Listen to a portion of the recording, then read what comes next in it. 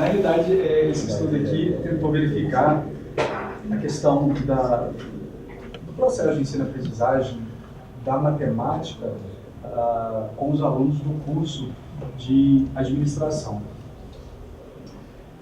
A gente tentou fazer esse link, né, uma vez que dentro da administração a gente tem algumas disciplinas, né, a questão da matemática financeira, algumas matemáticas básicas, isso depende um pouco da matriz curricular de cada curso.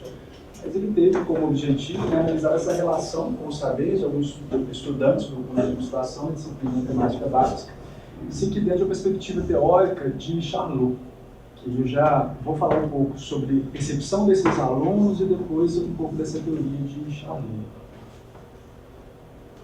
Em termos metodológicos, foi uma pesquisa basicamente descritiva, com abordagem quali na Faculdade de Governador Zana Coelho, que fica na cidade de Ubá.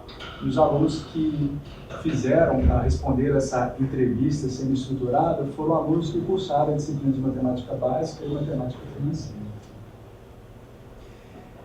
A resposta dos alunos foi muito convergente, no sentido de perceberem a importância da matemática, né, para a questão da vida profissional deles e mesmo a questão da vida pessoal do dia a dia. Todos os respondentes concordaram que a matemática é importante muito para o curso de administração, ressaltando também sua importância de forma geral, ou seja, como sendo algo necessário para tudo na vida. Para isso, a importância está associada principalmente ao que se refere à análise de dados, cursos, análise de índices, projeções financeiras e raciocínio lógico. Na questão de raciocínio lógico, a gente vê que hoje em dia, em concursos públicos, está exigindo muito, né, na prova da Amparo também, que vai tentar mestrado, doutorado, raciocínio lógico, quantitativo, vai ser muito exigido. Os estudantes também perceberam, né, que sobre ser bom em matemática também se ampara na questão do desejo.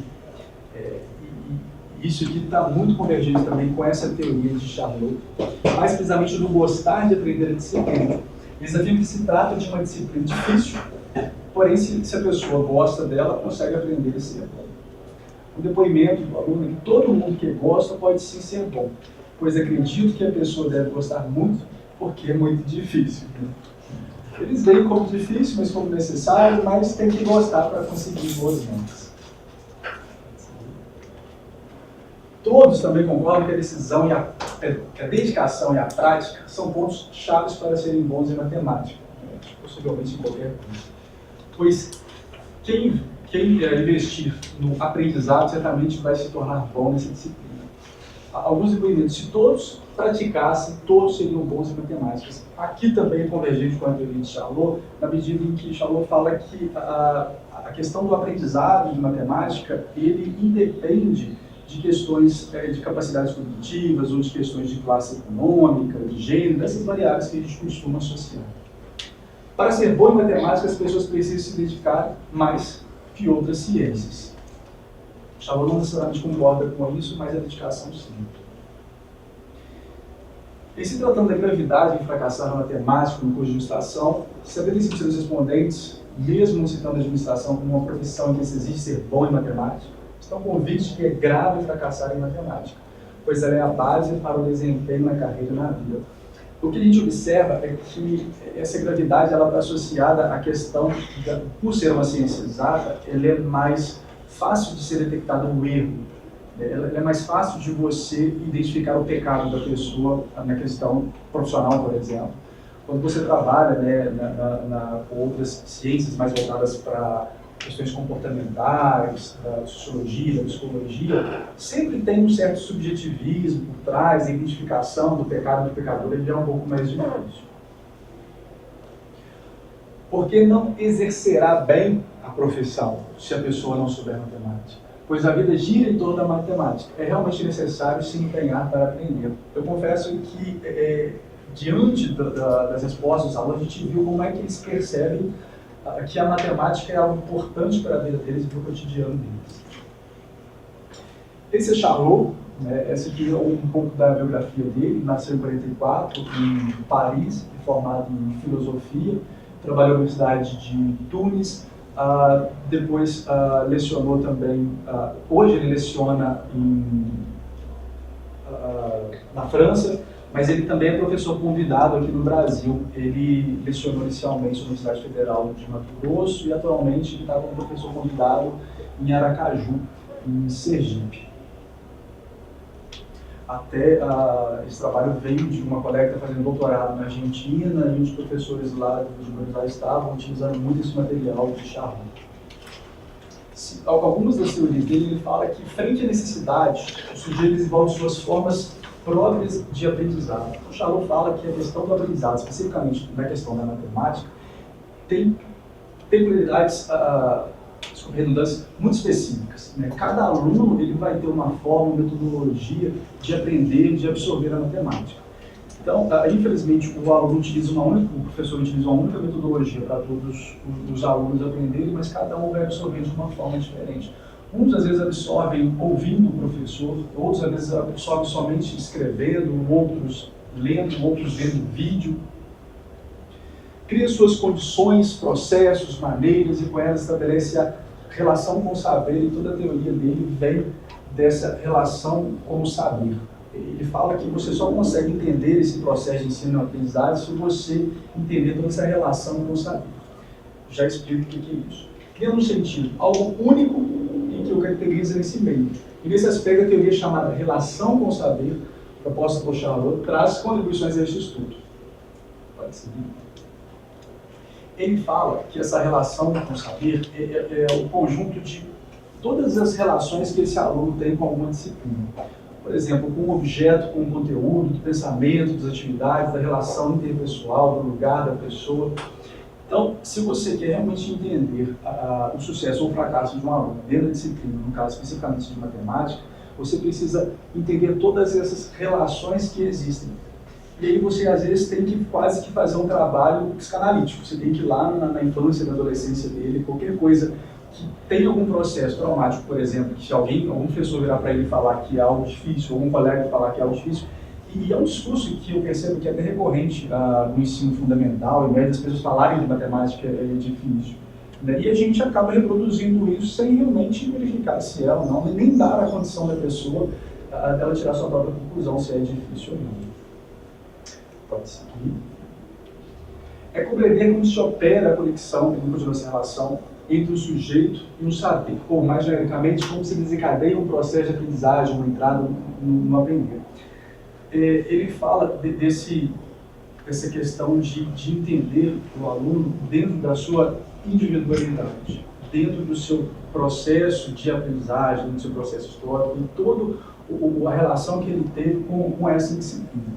Só assim, só entendendo um pouco o mecanismo individual, subjetivo e peculiar desse aluno e todo o seu histórico, né, relacionado à convivência com essa disciplina, que o professor conseguiria, então, ser um mediador ou um estimulador desse processo. Charlot, ele acredita que a questão de aprender a matemática, ter maior capacidade ou menor capacidade, você não pode alegar isso que pessoas têm melhores condições do que outras de aprender matemática, segundo a teoria dele. Ele acredita que existem fatores externos que vão estimular ou desestimular, mas o gostar de matemática é um dos pontos principais e fundamentais para a pessoa realmente aprender. Agora, gostar de matemática, às vezes é gostar, desculpe o paralelo, mas às vezes é gostar de exata. Tem gente que gosta e tem gente que não. Isso, então, vai de cada aluno, vai de cada pessoa. Está muito relacionado também à questão da motivação. Os sociólogos falam que ninguém consegue motivar ninguém, ou ninguém consegue conscientizar ninguém. É um processo muito interno. Você pode ter fatores exógenos que vão estimular, que vão fazer você refletir, mas o processo de concepção, de gostar, de não gostar, de consciência, é muito pessoal e muito interno. Então ele fala que aprender ou não aprender matemática está muito relacionado a essa questão de gostar ou não gostar da matemática. Aí vai de cada aluno, vai de cada pessoa. E gostar ou não gostar de matemática pode e certamente estar relacionado nesse histórico que ele teve ao longo da sua vida acadêmica ou de estudantil.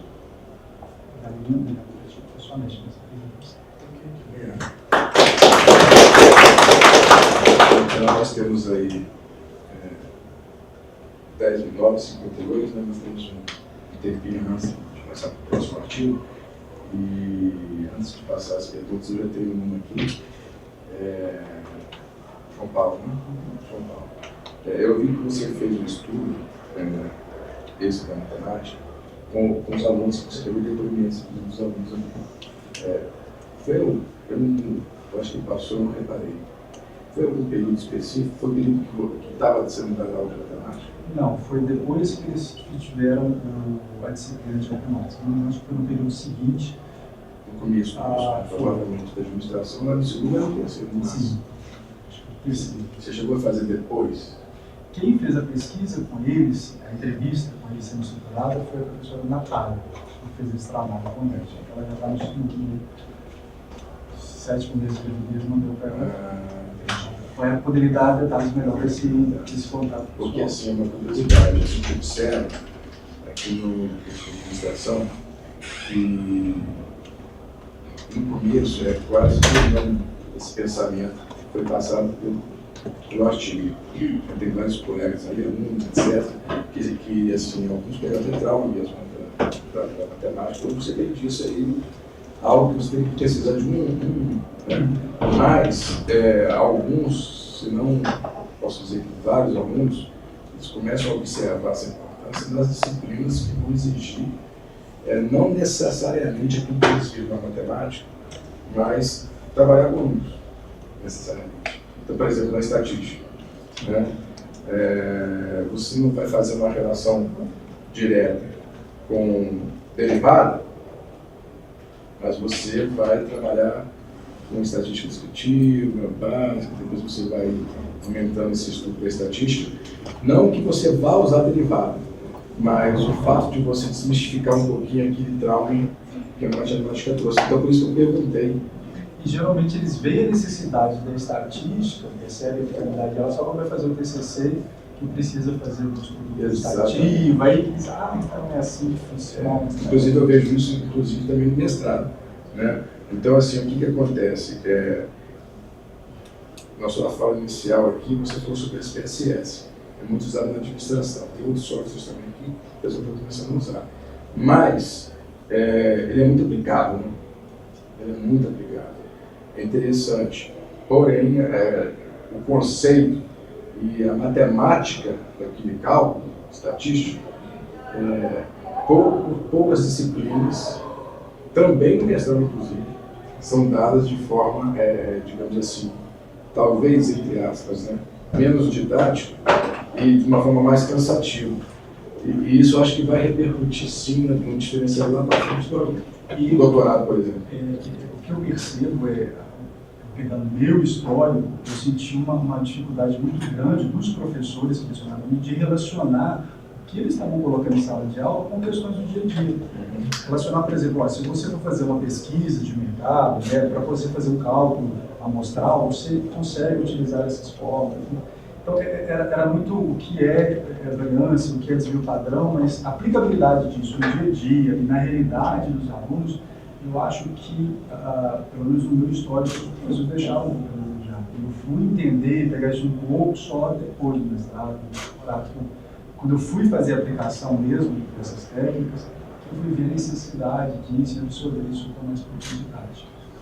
Mas existem disciplinas posteriores, às vezes quando estão formando, que eles vão ver a necessidade disso, mas eu acho que isso não deveria acontecer. Eles deveriam perceber a necessidade daquilo na própria disciplina.